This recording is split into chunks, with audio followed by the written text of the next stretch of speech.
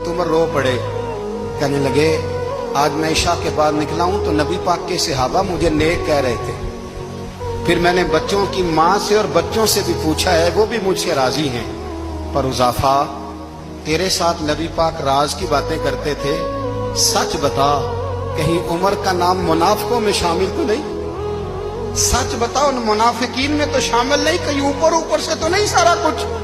हजरत उजाफा बिन यमान कहते हैं, मैं बाप के मरने पे इतना नहीं रोया जितना उमर के सवाल पे रोया। मैं कदमों में बैठ गया, मैंने कहा नहीं उमर, ये तो मैंने नहीं सुना, लेकिन ये मैंने नबी पाक से जरूर सुना है कि मेरे बाद अगर कोई नबी होता तो उमर इब्ने खत्ताब होता।